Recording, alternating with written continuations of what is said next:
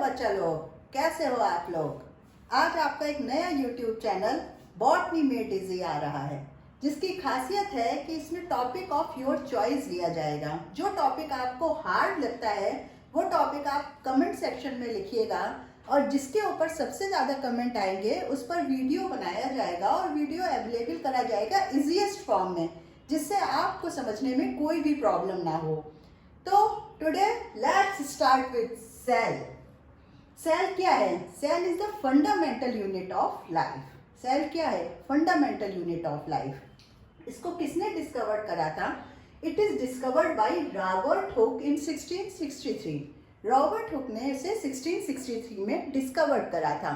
उन्होंने क्या करा, उन्होंने कॉर्क को जब कंपाउंड माइक्रोस्कोप के थ्रू देखा तो उन्होंने क्या देखा कि जैसे हनी कॉम्ब में छोटे छोटे से कंपार्टमेंट होते हैं, ये रहा आपका स्ट्रक्चर ऑफ हनी कॉम्ब। जैसे हनी कॉम्ब में छोटे छोटे से कंपार्टमेंट होते हैं, उसी तरह से उन्होंने कॉर्क में देखा। ये मैं ड्रॉ कर रही हूँ हनी कॉम्ब का स्ट्रक्चर, और उन्होंने एक छोटे से कंपार्टमेंट को नाम दे दिया cell. Each compartment is known as cell.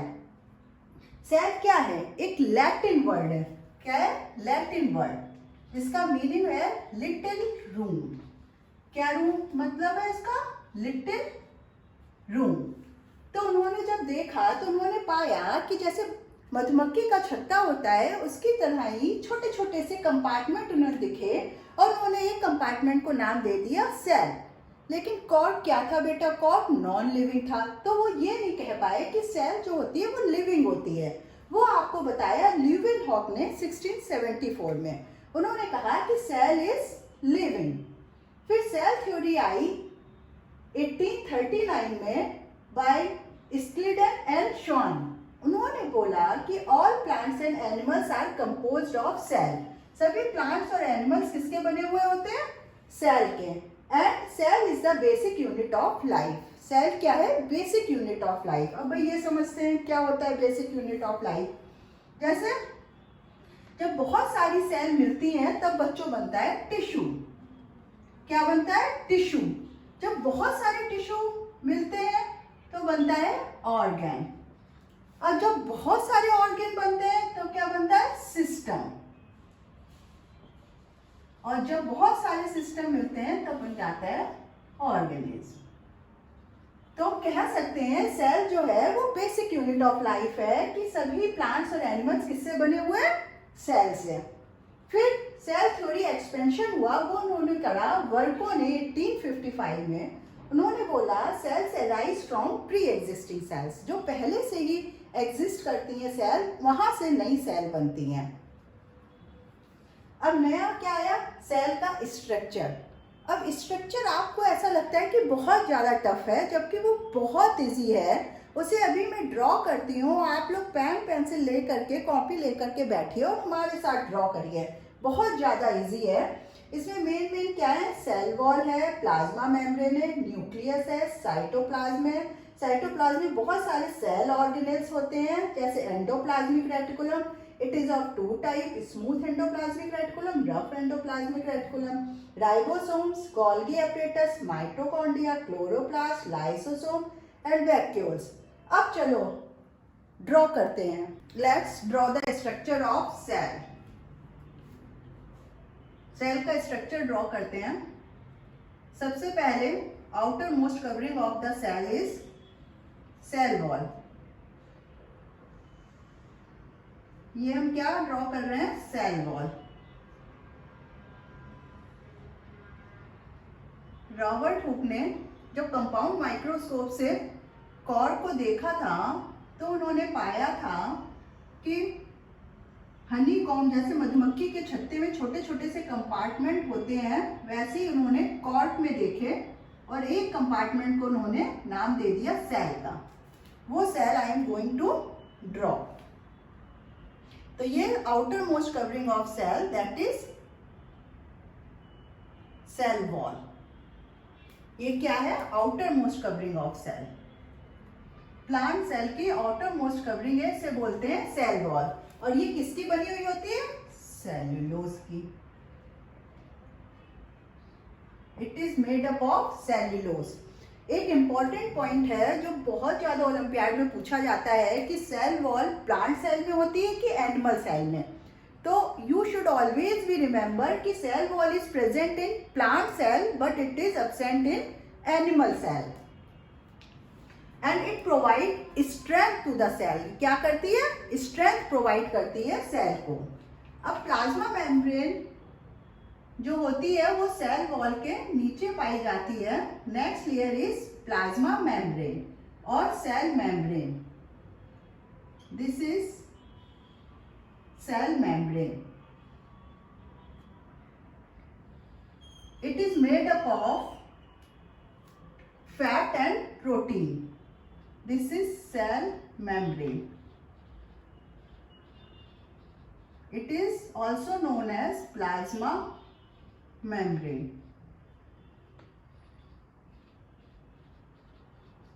It is made up of protein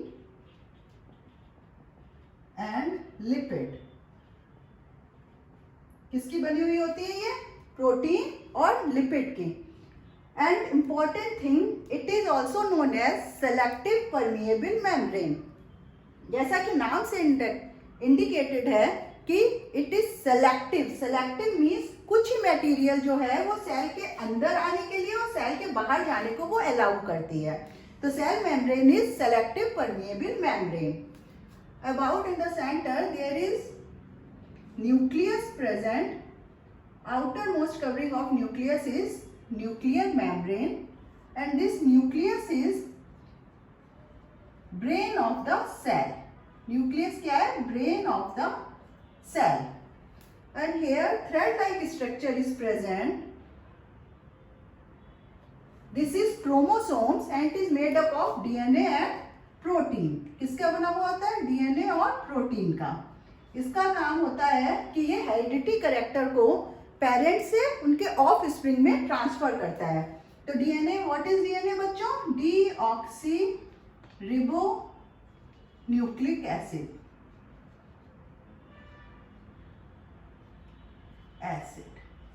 क्या है DNA? Deoxyribonucleic acid. One nucleolus is present inside the nucleus and nucleoplasm is also there inside it. In dot form I am drawing nucleoplasm. In between the plasma membrane and nucleus there is jelly like structure is present that is known as cytoplasm. All the cell organelles are present in the cytoplasm. सारे cell organelles कहाँ present होते हैं? cytoplasm के अंदर. First I am going to draw endoplasmic reticulum. This is endoplasmic reticulum. It is tube-like structure. किसकी तरह होता है? Tube-like structure होता है. ये two types के होते हैं. पहला rough endoplasmic reticulum और दूसरा smooth endoplasmic reticulum. क्या होता है? rough and smooth endoplasmic reticulum. हाँ बच्चों, मेरे साथ आप ड्रॉ भी करते चलना. बहुत इजी है, बहुत ज़्यादा. तो रफ एंडोप्लाज्मिक रेटिकुलम, जब एंडोप्लाज्मिक रेटिकुलम की आउटर सरफेस पर राइबोसोम्स प्रेजेंट होते हैं. ये क्या हम ड्रॉ कर रहे हैं? राइबोसोम्स. तो उसको बोलते हैं रफ एंडोप्लाज्मिक रेटिकुलम. क्या ड्रॉ कर रहे हैं बच्चों? Ribosomes. This is ribosome and rough endoplasmic reticulum and this is smooth endoplasmic reticulum. The function of ribosome is that it synthesize protein. क्या करता है synthesis? Protein का. And smooth endoplasmic reticulum synthesize lipids. क्या synthesis करती है? Lipids की. तो endoplasmic reticulum हमने two types की बताई, rough endoplasmic reticulum and smooth endoplasmic reticulum. On the surface of rough endoplasmic reticulum, ribosomes are present. On the surface of smooth endoplasmic reticulum, there is no ribosomes present. And the function of smooth endoplasmic reticulum is that it synthesizes lipids. All the protein and lipids that synthesize inside the endoplasmic reticulum and ribosomes, they are transferred to Golgi apparatus. This is parallel structures. This is Golgi apparatus. What they do, all that synthesize inside the endoplasmic reticulum, that protein and lipids, that transfer to Golgi apparatus. Here packaging has been done and they transfer all protein wherever required to other parts of the cell. जहाँ भी requirement होती है cell में protein और lipid की, Golgi apparatus का काम होता है कि वो उस जगह पर ट्रांसफर कर देता है. इसलिए गोल्गी एपरेटस को बच्चों post office of the cell भी कहते हैं. क्या बोलते हैं? Post office of the cell. This is Golgi apparatus.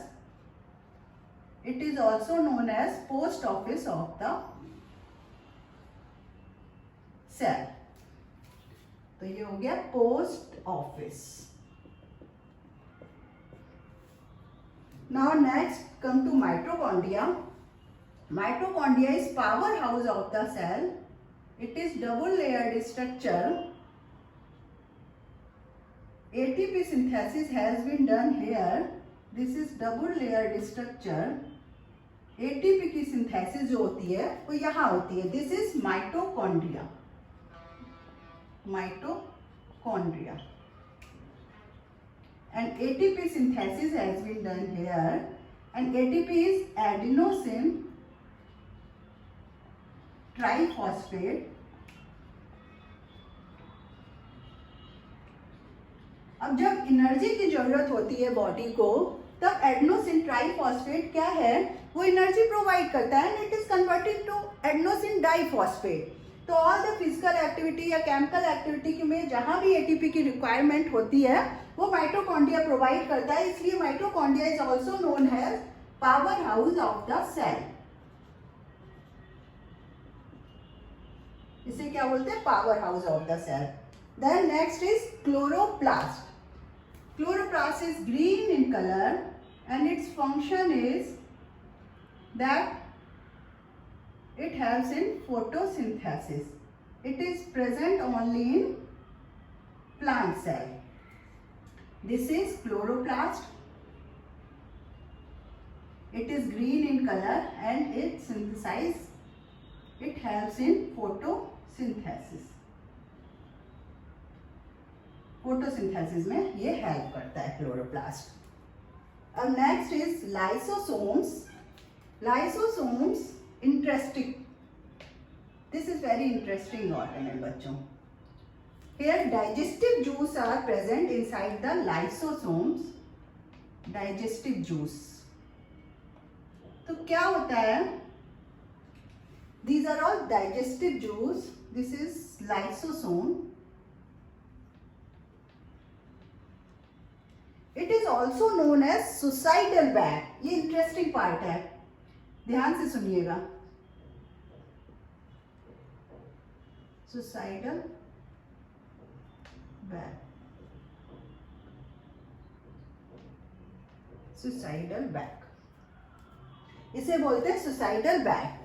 तो क्या होता है? इसके अंदर डाइजेस्टिव जूस होते हैं. पहले इसका फंक्शन पढ़ते हैं. क्या, जब कोई भी फॉरेन मटेरियल सेल के अंदर आता है जैसे बैक्टीरिया और वायरस, तो लाइसोसोम क्या करता है? डाइजेस्टिव जूस को सेक्रीट करता है और उसको डाइजेस्ट कर देता है. लेकिन क्या होता है, कभी कभी सेल डैमेज हो जाती है. In case of damage of the cell, lysosome burst हो जाता है और वो सेल को खत्म कर देता है और उस कारण से लाइसोसोम की आइडेंटिटी भी खत्म हो जाती है. इसलिए इसको बोलते हैं suicidal bag of the cell.